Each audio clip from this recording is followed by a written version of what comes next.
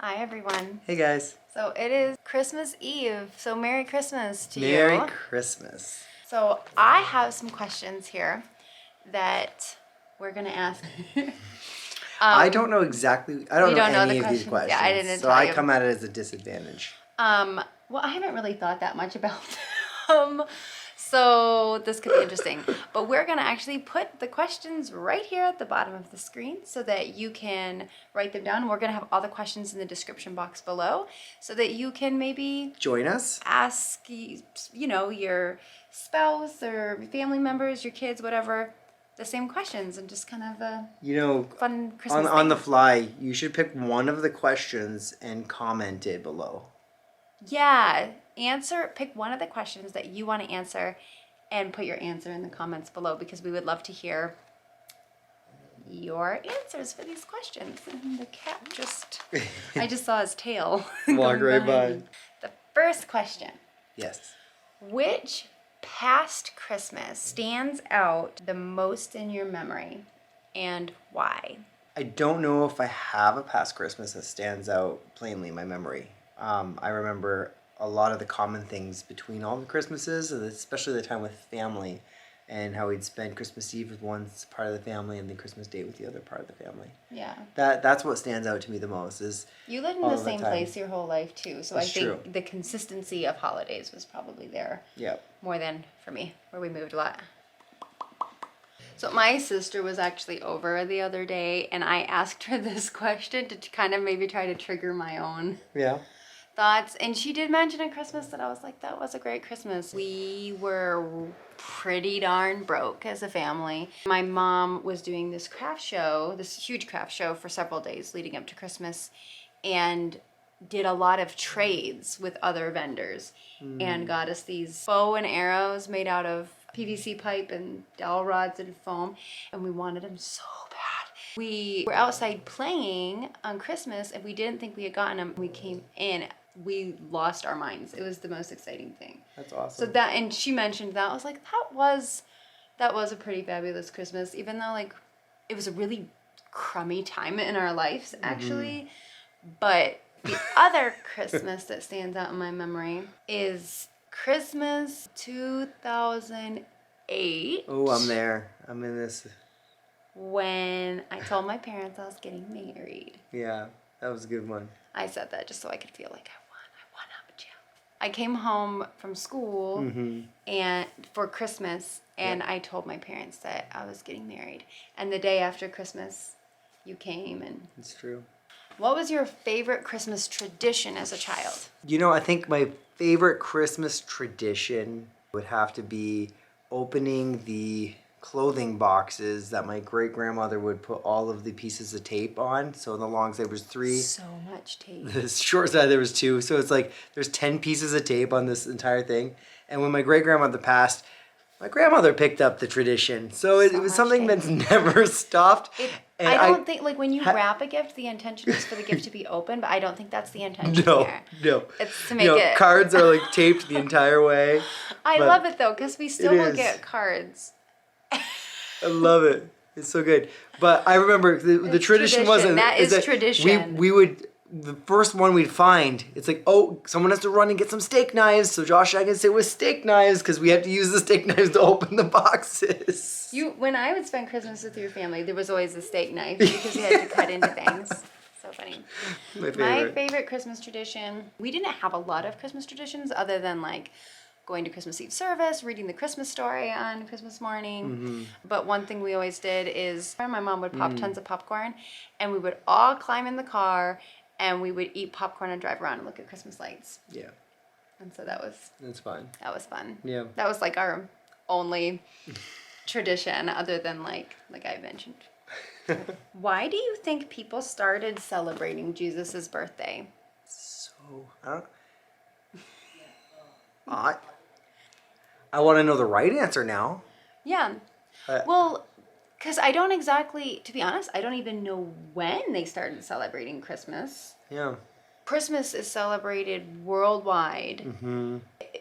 Everyone celebrates. It's the biggest holiday of the year. The whole month of December is devoted to it. It's true. There's specific decorations. But that's only and if you're in the music. States here. if you're in Canada, November and December are dedicated. But I'm just saying, like, this whole time of the year, Yeah. there's very specific music and decor and movies, like, just everything around this Christmas season. A lot of people don't really acknowledge, like, oh, this is Jesus's birthday. But, like, why did we start celebrating Jesus's birthday? Right. Like, it's a bigger deal as far as in our culture than Easter. Is it just a thing where they want to start, like, the tradition of remembering that he came? I mean, I guess we can answer, why do we celebrate Jesus' birthday? It is so we can Part of take it is, a time. I think we just every grew up year. celebrating Christmas, so it's that's tradition. But for us now, I think for me, it's more so that we can remember Jesus came, not coming as this knight in shining armor in a way where he just or as an full adult, ready to go. But he came and he got to know our vulnerability and to become one of us. And I think that's just something that's beautiful. Which figure around the Nativity story do you most identify with, and why? I would probably connect most with the shepherds because they were just about their everyday work. They were out doing the things that they were supposed to do, doing the things that were providing for their families and just a part of their jobs. And all of a sudden, they have this huge thing with the angels coming and saying, Messiah is here. It's a huge testament to how quickly your life can change. One thing happens and it changes all of history and the future. Character around the Nativity that I most identify with. I think I can identify with all of them in some aspect. But I think in a lot of ways, I would say I probably would most identify actually with Elizabeth, probably. Yeah.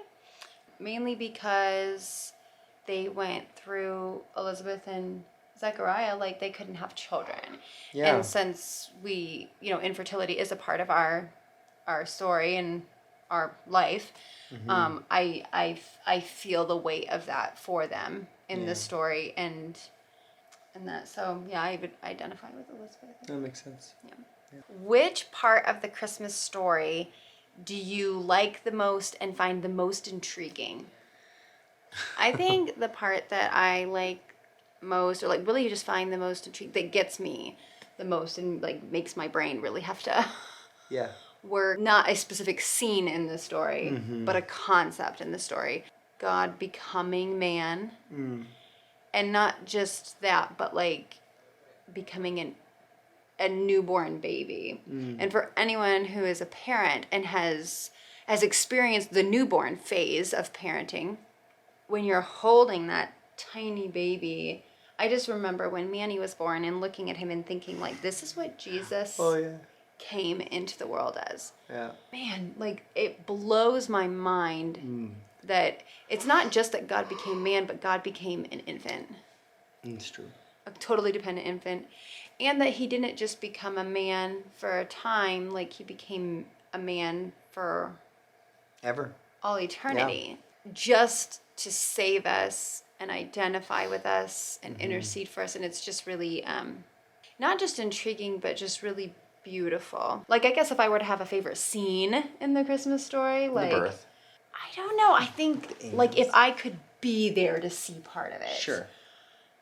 No, I think the angels showing up to the shepherds would be pretty stinking phenomenal because I can just imagine the harmonies of that choir. I mean, they probably, I just feel like heaven has like a whole like level of notes in a music. Their musical scale is beyond what our ears have ever experienced, and I just am like, man. I wonder because sound waves are the same type of waves that color is made out of, just different frequencies.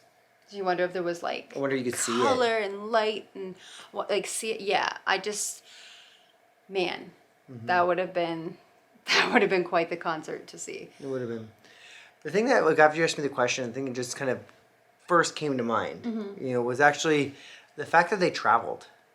I know there was a census and things that had to go, but the fact that they traveled, they moved, and that looking deeper in it is that it wasn't just because this Roman guy said, hey, you need to come here so we can count you, It was actually like you look back at all of the prophecies and all of the things that were laid before that was going to identify him as the Messiah.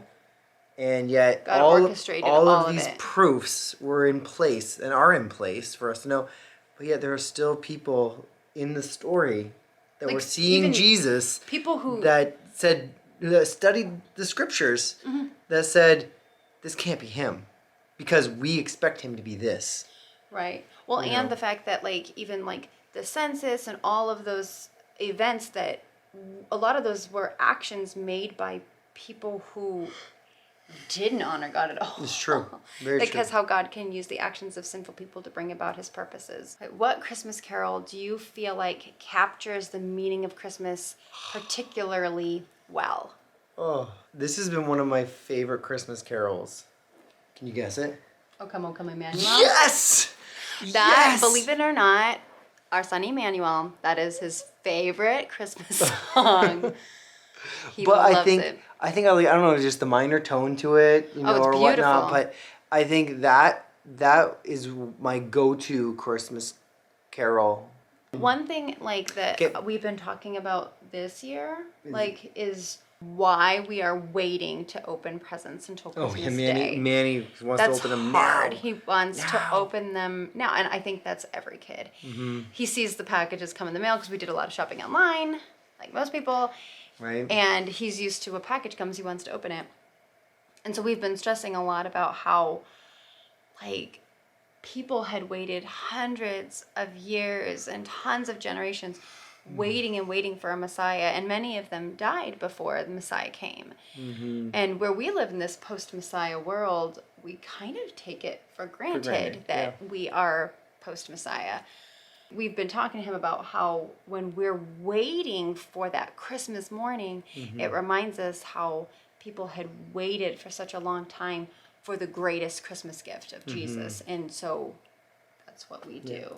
It might not even be the lyrics. It might be. But it's just, I think the whole song just brings about that idea of anticipation. As far as just like, one that I like for its history and its content is O Little Town of Bethlehem. Oh, really? It just emphasizes the meekness and the simpleness that Jesus was born into. I don't know if that's a very good word, but like that he was like, he was born in mean estate for, lack of a different expression. Jesus, he didn't just become man, but he became poor. He didn't have like these famous parents and stuff, and he did. He had big people in his ancestry. But I don't know. I think A Little Town of Bethlehem. Yeah. What would you say is the best thing that happened in 2021? Because we're coming to the end of the year, so what was the best thing that happened this year? Okay, maybe not the best thing. What's something really great that happened this year, maybe? I think one of my favorite things that happened in 2021 was pop-up church. Yeah. That was one of my favorite things. Serving in ministry like that was really refreshing. Yeah.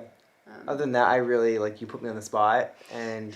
We went on vacation. Oh, Okay, we didn't go on vacation. No, we actually took a staycation. Took a vacation. Yeah. And actually, I'll link the video. There was multiple videos. We've not really done that before. We've never done that before. That was really nice to set aside for that and do it. It was just really nice to just connect as a family to do that. So that was really nice. We spent a lot of time at the beach this summer. I learned a lot about gardening this year. We started homeschooling. And I feel like I've just seen Manny grow a lot this year. In so many ways. And so I think that's been a huge blessing. What would you like to do in 2022 that you think will matter the most? Like, say, in 10 years, it will have the most long-term impact. There's so many things that could do that, though. I'm a goal setter, but, when I set goals, I have them, in categories. I have spiritual goals, I have financial goals, I have physical goals.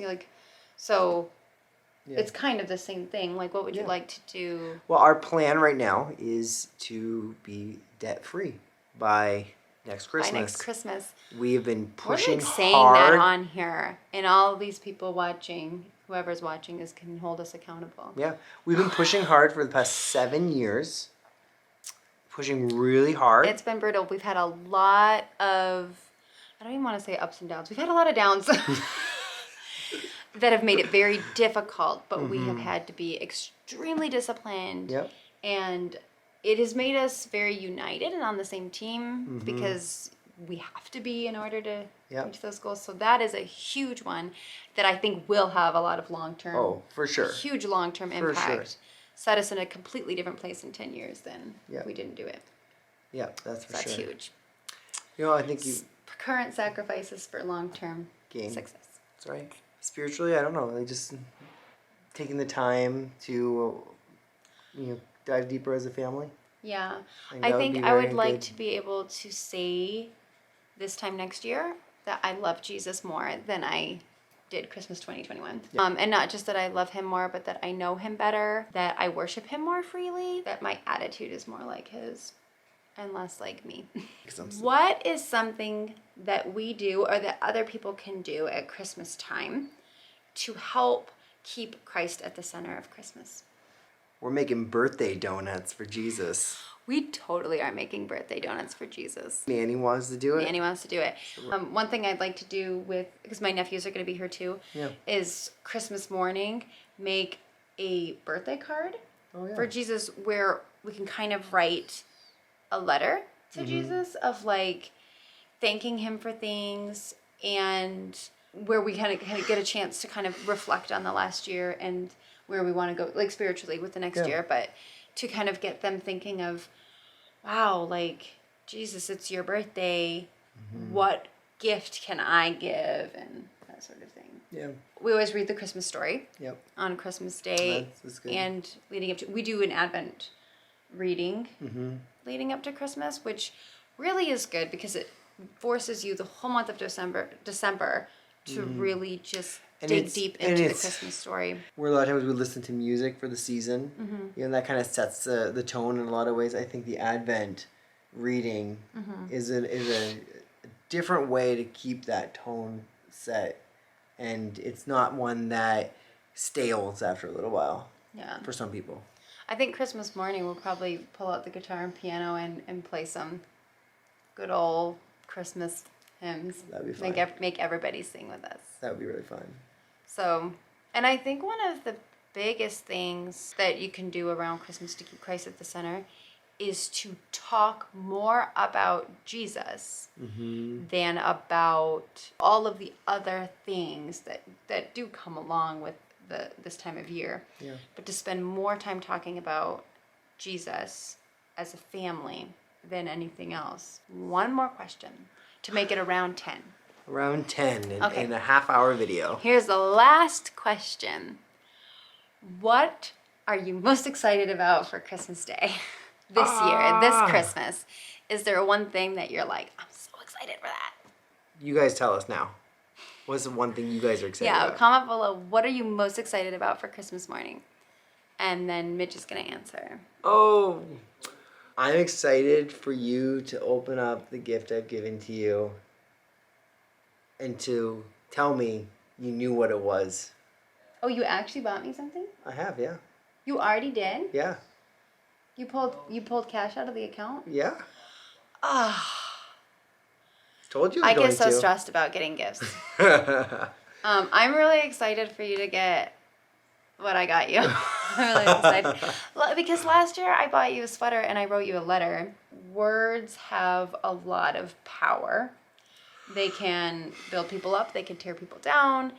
And I just think that words can be a really great gift.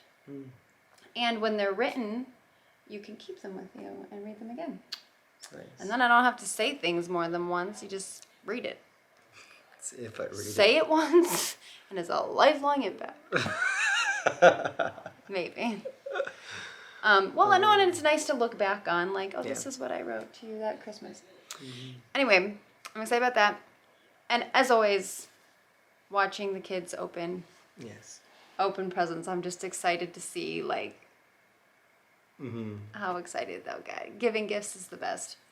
It is. I get stressed about receiving gifts, but giving gifts, super exciting. Enjoy the stress I'm giving you. Okay. We really hope that you guys have a great Christmas. Yeah. And more than anything, we hope that you find this Christmas more Enriching and just saturated with Jesus and the gifts that only He can give us. Yeah. Because I know we always say Jesus is the reason for the season, you know, all of those little things Bumper that are stickers. like knitted in pillows or whatever. But it really is true. Yeah. But you can't say, "Oh yeah, Christmas is all about Jesus," if you don't make it all about Jesus. So that's just our encouragement to you. All right, guys. This year, really try hard to make Jesus the center of your day.